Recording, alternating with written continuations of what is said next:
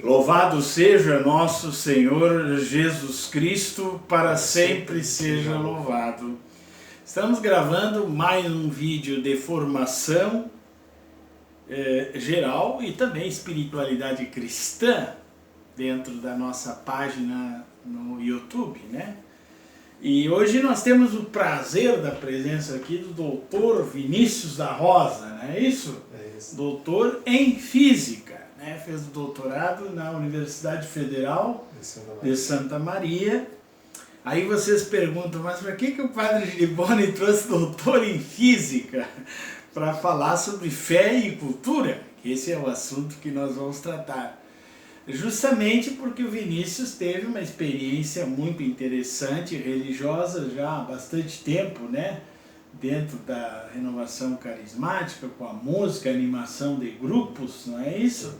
Teria mais alguma coisa para acrescentar no teu currículo? Não, agradeço, padre, né, o convite, né, a oportunidade de a gente poder conversar, sim, né, partilhar. Assim, a minha formação inicial em física, licenciatura, né, e o doutorado em educação em ciências, né. Educação em ciências. Então, já melhora a nossa situação isso, aqui. Então a gente vai tratar, né, aí dessas questões de cultura que envolvem educação, né, direta ou indiretamente, envolve a questão educacional, o desenvolvimento do ser humano, né, e que se dá na busca pela verdade. Então eu, na minha vida também... A educação que era privada das pessoas antes da Idade Média, né? Foi a Idade Média que socializou o conhecimento. Né? E não é verdade? Os vários renascimentos, né, que nós tivemos na própria Idade Média, que é um período extremamente longo, né, que a gente definir por uma palavra temeroso, assim, é errôneo, né?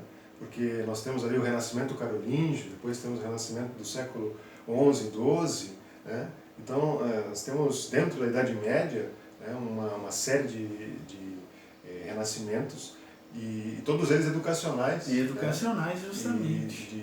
Daquilo que se tinha, dos livros, né, e das obras que se tinham conhecimento, né, que os monges copiaram, e sobretudo da busca de Deus. Né?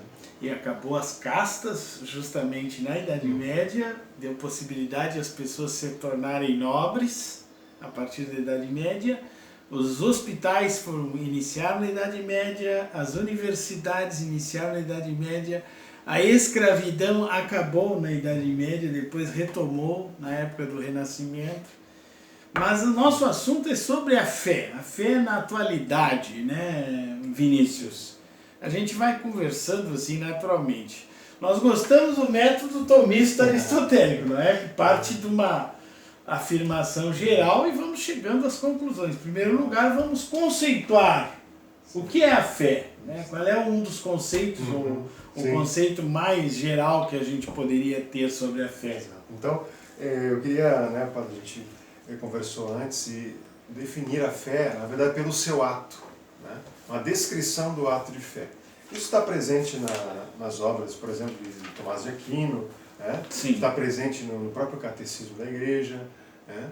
E o que seria o ato de fé? São Tomás ele fala sobre o objeto da fé, sobre o ato da fé e depois especificamente sobre a fé. Então ele diz que o ato da fé, né, a descrição do ato da fé, é que ele é um ato da inteligência, movido pela vontade, né, ou que Deus, iluminado pela graça de Deus. Então esse é o ato de fé para São Tomás.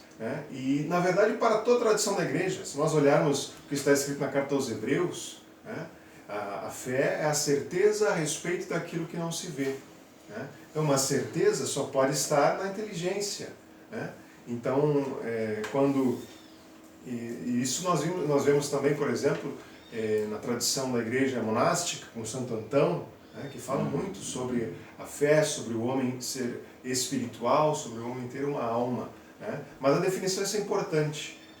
É um ato da inteligência movido pela vontade, iluminada pela graça de Deus. Então isso também, essa segunda parte é importante. Nós só cremos, Jesus diz, sem mim nada podeis fazer. Nós só cremos porque Deus naquele momento está nos iluminando. Deus está nos tocando com a sua graça, para que nós possamos crer naquele momento. Nós podemos até dizer que quando nós cremos, em ato, Quando nós cremos em ato, eu estou falando aqui, né, do conteúdo da fé, estou falando do ato, né, da fé atualizada. Quando nós cremos em ato, Deus está agindo naquele momento, está nos auxiliando a crer, para que com a nossa razão, com a nossa inteligência, né, e ajudado pela nossa vontade, nós possamos assentir, né, assentir. E aí depois a gente vai falar dos problemas, e isso também vai ficando mais claro. Eu gostei dessa palavra ato. Me lembro que a gente rezava ato de fé, esperança e caridade, quando eu era pequeno, no nosso livrinho de orações. E essa palavra ato significa uma decisão, o uso certo da liberdade. Com certeza. A liberdade, porque Deus é uma coisa importante, inclusive o próprio Santo Agostinho escreve, né, o livre-arbítrio, né? Deus nos deu inteligência e nos deu liberdade. Então esse ato é uma decisão que eu preciso tomar. Claro. E toda decisão exige coragem, né? E não é um processo que vai acontecer assim, de uma hora para outra, né?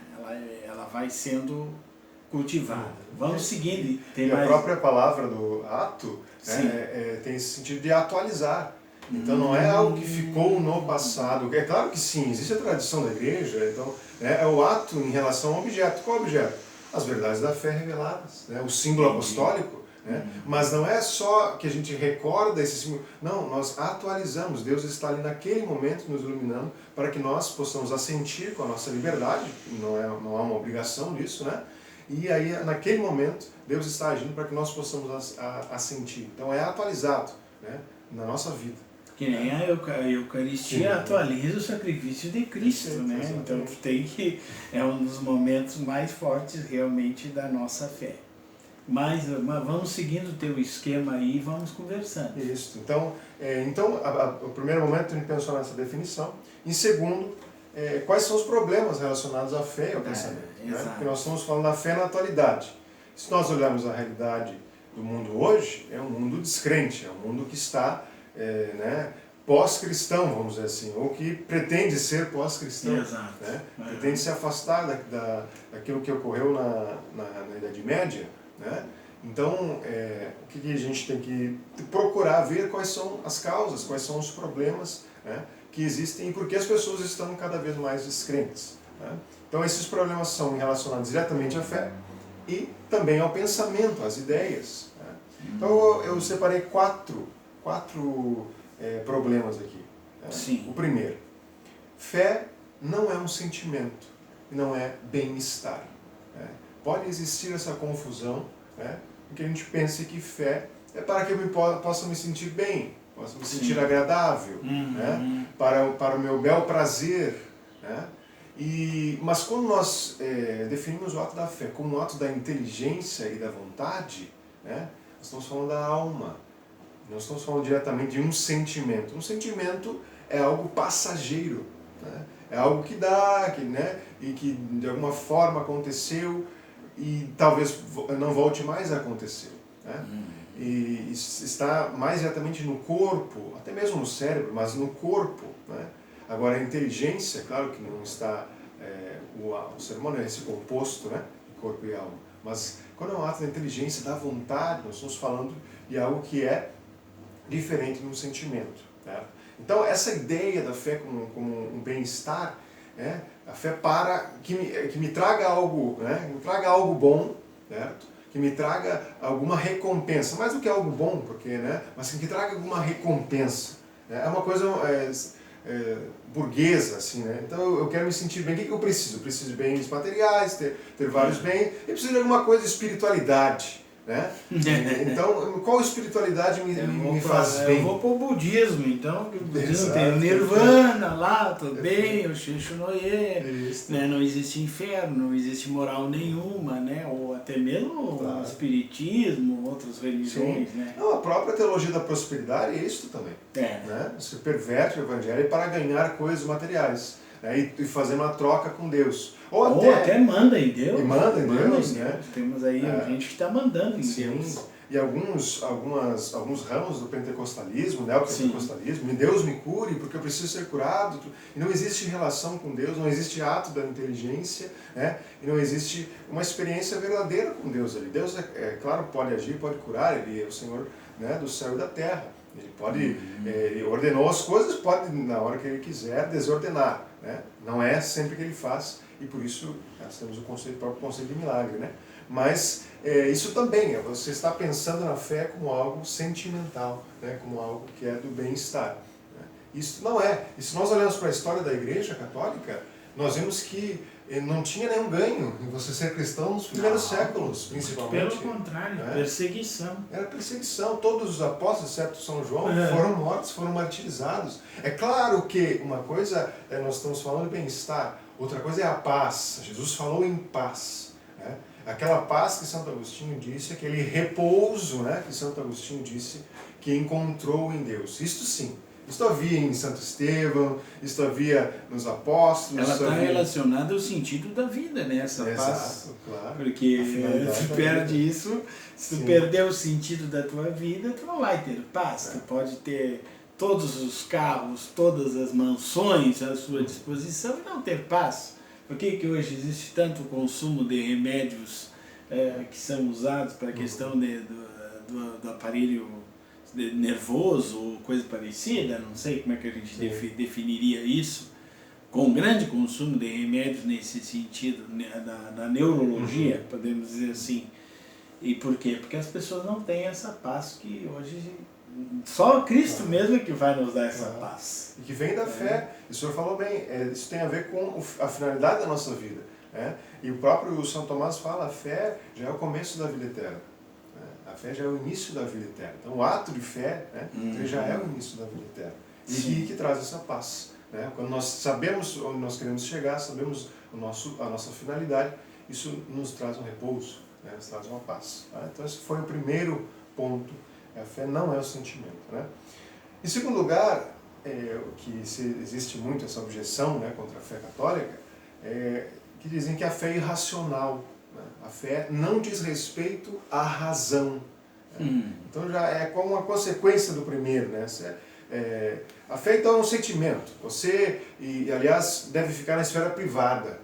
Né? Cada um tem a sua, tu aproveita a parte que tu acha importante para ti, né? Isso, essa religião que você fala hoje. Exatamente. E isso também não influencia nas próprias decisões dos países, dos congressos, né? Porque isso é a esfera privada. Você lá na sua casa, né, tem isso, porque você sente isso não diz respeito à razão.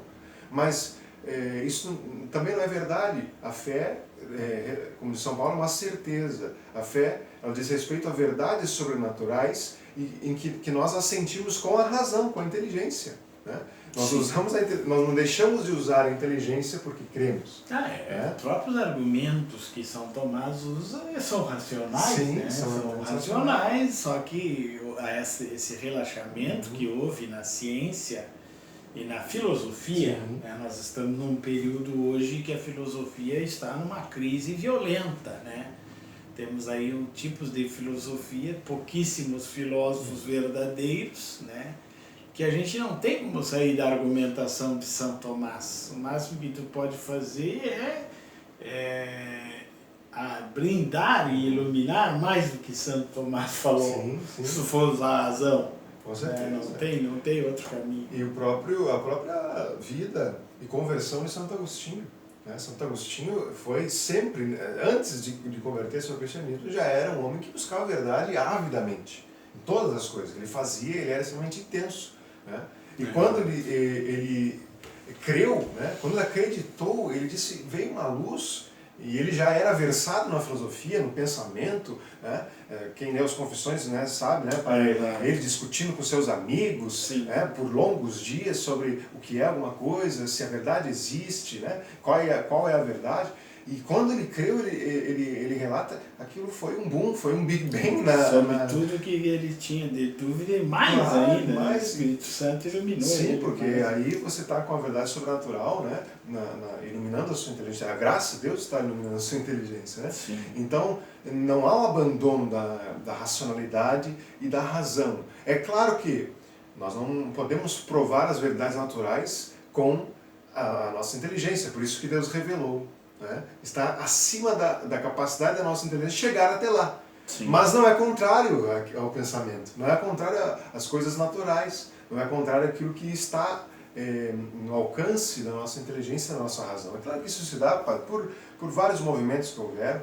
O racionalismo da filosofia moderna, né, é extremamente fechado em si mesmo, o próprio cogito cartesiano, o método da dúvida, né, ou, por exemplo, o luteranismo. Lutero é extremamente contrário à escolástica. Lutero ele sempre se manifestou contrário ao uso, né, ali do pensamento da filosofia, da teologia, dos argumentos. Então, todo esse movimento que vem a partir daí, do século 14, 15, 16, né, ele foi separando a fé da razão, o nominalismo, enfim, são aí algumas origens, né, que se tem para dizer que a fé é irracional. Mas, de fato, ela não é. O próprio prólogo de São João fala no Logos. Claramente, né? é a verdade. A verdade, a razão de ser das coisas. Né? Certo. Vamos para o terceiro. O terceiro ponto é que nós estamos falando de verdade, estamos falando de inteligência, né? E se diz que nós não podemos conhecer a verdade. Né? Ou que a verdade não existe, né? Uma coisa é consequência da outra. Então, que nós não poderíamos conhecer a verdade, e se abandonou aquela definição que se tinha na Antiguidade e na Idade Média sobre o que é a verdade. É uma definição muito simples. Né? A verdade é a adequação do intelecto à coisa, ao objeto. Né? E o que se faz hoje, na verdade, no fundo, é o contrário. Né? Alguma coisa, nós conhecemos alguma coisa quando nós adequamos essa coisa àquilo que nós temos na cabeça. Então, por exemplo, a filosofia moderna é cheia disso. Né? Com Kant diz que nós conhecemos as coisas por meio de um filtro, nós conhecemos diretamente as coisas. Né? Temos um filtro na nossa mente. Tem umas gavetas. A crítica da razão pura. Né? Então, para ele, existe o tempo e espaço na nossa mente. E nós nunca conhecemos a coisa em si. A totalidade. Nós conhecemos o fenômeno. Né? O nômena nós não podemos conhecer. Então, e aí isso foi se alastrando, de modo que a gente hoje tem professores de filosofia, eu tenho conhecimento, padre, que eles dizem que nós não podemos provar que nós próprios existimos. Né? Eu posso provar que eu existo, mas que o senhor que está aqui do meu lado eu não posso provar com a minha razão, porque nós não conhecemos a verdade. É um abuso, né? Que o ser humano não tem essa capacidade de conhecer a verdade. Né? E aí, claro que a vontade, a moral, a ética, a natureza humana, o direito, tudo isso vai caindo por terra. Né? Aí nós chegamos no marxismo, chegamos nas próprias revoluções que tivemos totalitárias no século XX, né? Porque se nega, né, o conhecimento da verdade e a própria existência da verdade. Se eu não tenho uma referência na minha vida, aí eu vou usar uma falsa liberdade. Mas a gente chamaria isso de libertinagem, né? Porque a liberdade verdadeira ela é movida pela razão e pela busca do bem. Né? Essa é a verdadeira liberdade. Agora o pessoal confunde a liberdade com a libertinagem. Quer dizer, o que der na minha cabeça eu vou fazer, ou eu vou até onde o outro me deixa eu ir. Né? Então realmente é grave isso aí. Né? E a verdade pode ser conhecida. Pode ser conhecida. Como é que se chega a esse conhecimento da verdade? Né? Pelos princípios mais básicos. Quer dizer, na verdade, tudo que nós fazemos, nós partimos de princípios básicos, que são princípios tanto da lógica quanto da metafísica, mas que você não precisa estudar lógica nem metafísica. Sim. É a experiência humana mais básica, né, do conhecimento do ser, das coisas que nós temos acesso pelos sentidos. Né? Então, quando nós somos crianças, nós fizemos isso e fazemos isso automaticamente. Né? Quando uma criança, padre, eu costumo dar esse exemplo, é um exemplo até bem assim, quase bobo, né? Mas meu sobrinho, por exemplo, um dia eu cheguei para ele e disse assim, com um desenho, olha aqui, esse leãozinho aqui, ele tinha 4 anos, 5 anos, não estava na idade da razão ainda, veja só. Né? Ele disse, não tio, esse não é o leão está na selva. Quer dizer, ele diferenciou, né, o desenho do leão, a representação do leão verdadeiro da selva. Então, na verdade, ele estava ali já com a noção, o conceito de ser. Né? São Tomás, quando ele estuda nas questões disputadas sobre a verdade, né, ele define a verdade pelo ser, né, que nós conhecemos, pelas coisas, né, materiais que nos são acessíveis. todos os dias. Então, isso nós não podemos duvidar. Ou, por exemplo, quando Santo Agostinho fala sobre a verdade, ele diz, nós não duvidamos que nós estamos pensando sobre as coisas. Nós podemos duvidar de tudo, mas nós estamos pensando sobre algo e estamos duvidando de tudo, que seja isso. Então existe uma verdade, que nós estamos pensando, que nós existimos. Né? E aí ele parte, claro, para as outras verdades, sobretudo para Cristo, né? Para a verdade eterna. Né? E aí chegamos ao quarto ponto, que seria, isso. Temos inteligência e alma. Né? Então a verdade ela é conhecida não é pelo cérebro, não é pelo aparelho cognitivo, embora se valha dele, se usa dele. Né? Não é pelos sentidos, embora se use dele, mas a verdade é conhecida pela inteligência. Né? E só aqueles seres na natureza, no cosmos, que têm inteligência que podem conhecê-la. Né? Isso já nos diferencia, né, do restante dos seres, né? Dos animais, dos vegetais, dos minerais. Né? Na descrição aristotélica eles têm até a alma. Né? Tem a alma vegetativa. Né? Tem a alma sensitiva. Né? E essas duas nós também temos, inclusive a alma racional, né? A alma intelectiva. Então, quando nós falamos que, voltando lá no ato de fé, né? Que é um ato da inteligência e da vontade, nós estamos falando da existência da alma humana, que é negada muitas vezes hoje em dia. Né? Sim. A psique humana é negada pelos próprios psicólogos. Pois é, infelizmente. Né? E aí, às vezes há uma confusão entre alma, né, e mente, ou alma e cérebro. Cérebro é do corpo, cérebro é corporal. Né? Ele tem descargas elétricas e tudo mais. Isso tudo é corporal. Né? Precisa de gordura, precisa, enfim. Né? Glicose. Perfeito, isso tudo nós conhecemos, é natural, a biologia estuda, né? Mas quando nós falamos de alma, nós estamos falando de algo que está além da matéria. E como é que nós podemos ver e entender isso, Padre? Bom, nós fazemos abstrações. Eu estava pensando, vou dar um exemplo muito simples. Quantas lives de zebras estão sendo feitas nesse momento, Padre, no YouTube? Melhor, qual foi a zebra que criou o YouTube para zebras? Nenhuma. Qual foi a zebra que escreveu, escreveu o discurso do método? Né? Não, nenhuma. Porque simplesmente não tem alma, mas nós fazemos esses conceitos, nós fazemos essas abstrações, como nós chamamos, talvez seja uma palavra meio difícil, mas está além da matéria. E nós temos esta alma, isso é o que diferencia o ser humano, né? É fazer esses conceitos e ter vontade livre. Né? E ter vontade livre, né? Liberdade. Então, essa é a característica humana mais básica e mais elevada também, claro. Sim. Somos imagem e semelhança de Deus pela revelação, nós sabemos disso. Então nós fizemos inicialmente um conceito de fé, vimos as dificuldades que existem, problemas da fé em relação a essas outras, o pensamento e assim por diante. E agora vamos ver como nós podemos aumentar a nossa fé, porque nós temos uns 8 minutos aí para nós expor esse assunto para os nossos irmãos. Então eu pensei nos antídotos, né? Para essa falta de fé, para a falta de fé. Né? Então são principalmente 2 antídotos: a oração, né? A oração e o estudo. Né? Porque já que nós estamos falando, né, de ato da inteligência, né, de ato da vontade, isso envolve tanto, né, o espírito, né, no sentido da relação com Deus, quanto a alma em si mesmo, o estudo. Né? E essas 2 coisas que eu queria desenvolver nesse momento. Primeira coisa, então, a oração dividida em 2 partes. A primeira é pedir a fé. Se você está nos assistindo, talvez não tem fé ainda. Que falaram os apóstolos, né? Pedindo o Senhor, dá-nos a fé, né? Aumenta a nossa fé. Ensina-nos a rezar, aumenta a nossa fé. Né? Então, e o próprio no Evangelho está claro que Jesus, né, não nega aqueles que o pedirem, aqueles que baterem, aqueles que procurarem. Jesus não nega o Espírito Santo. Né? E a obra do Espírito Santo, que é o Espírito da verdade, é justamente nos dar a fé.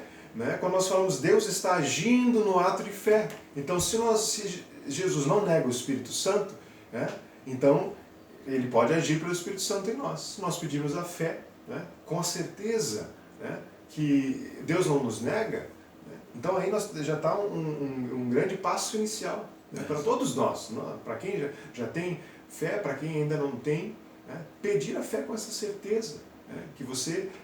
Que Deus vai dar realmente o primeiro passo, né? Sim. O primeiro antídoto. Tá. Né? O segundo? E o segundo antídoto, padre, é que quando nós pedimos a fé, nós temos essa experiência, talvez num momento nós não vemos, nós não entendemos o que está acontecendo, mas alguma mudança parece que ocorre, né?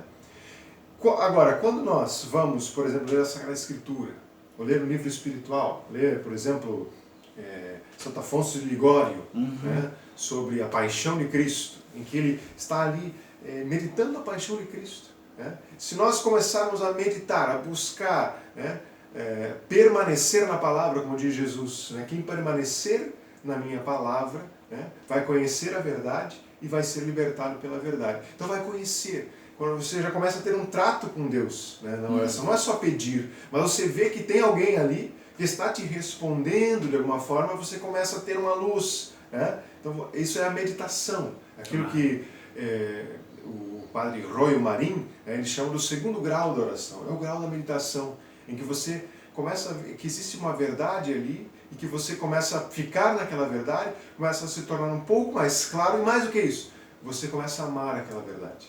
Né? Porque aí a vontade não vai ficar fora. Vai levar para o amor. Para o amor. Então você começa a ficar ali com aquela verdade. E o segundo ponto, meditar. Né? Meditar com gosto. Pode ser no símbolo apostólico, pode ser, né, na paixão de Cristo, que é tão propícia. Pode né? via sacra, o Santo Rosário o Santo Rosário é perfeito, né, uma oração de meditação. Então é o segundo passo. Primeiro, pedir a fé. O segundo, já, né, meditar sobre ela e permanecer e amar essa verdade, né, que nós começamos a conhecer.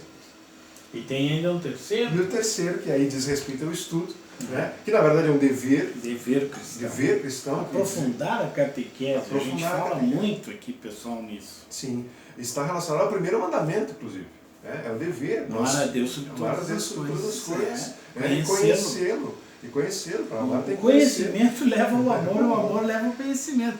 É aquele ditado que diz: ninguém ama aquilo que não conhece, pessoal. Então, por isso que o pessoal fala tanta baboseira hoje nas universidades, né?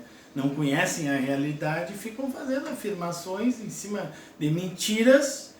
Se uma afirmação é feita em cima de uma mentira, a conclusão também é falsa, né? São Tomás diz que um pequeno erro no início leva um grande erro no final. Né? Exato. Então a coisa vai se multiplicando, né?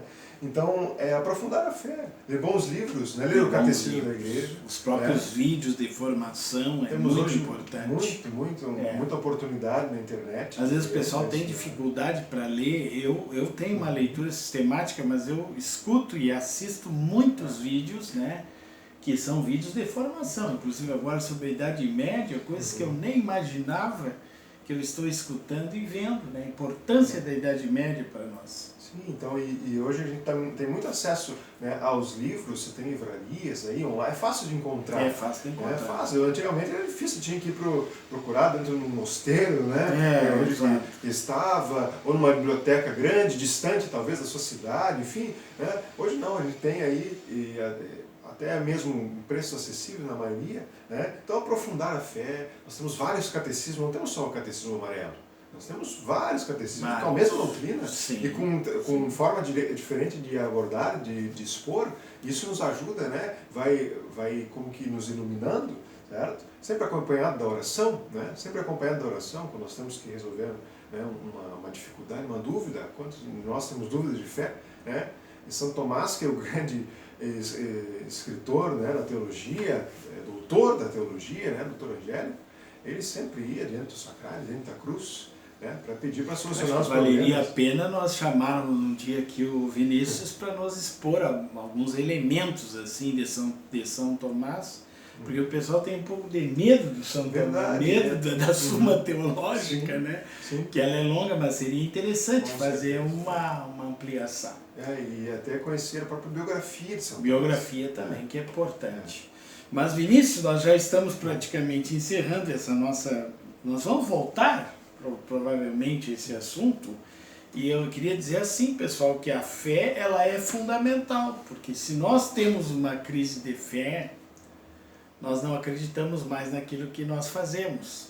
E a gente vê que o marxismo cultural que entrou lá com Antônio Gramsci foi realmente para destruir a fé dos cristãos, porque no momento que nós não acreditamos mais nas coisas de Deus, nos novíssimos e o creio em si, na intercessão de Nossa Senhora dos Santos, facilmente nós vamos perder a vontade de fazermos o bem e vamos ser manipulados. Então nós temos que ter muito conhecimento e darmos razões também para a nossa fé. Amém? Então vamos dar a nossa bênção pela intercessão de Nossa Senhora. Agradecemos por enquanto, né, o Vinícius, ele é doutor na área de educação, então, formado em física e se utilizou do título da física, do bacharelado em física, da licenciatura, para fazer então doutorado nessa área da educação. Muito oportuno. E um grande músico também nos auxilia muito no Ministério de Música. Pela intercessão da Santíssima Virgem, São José, São Miguel Arcanjo e Padre Pio, abençoe-vos o Deus Todo-Poderoso, Pai, Filho e o Espírito Santo. Amém.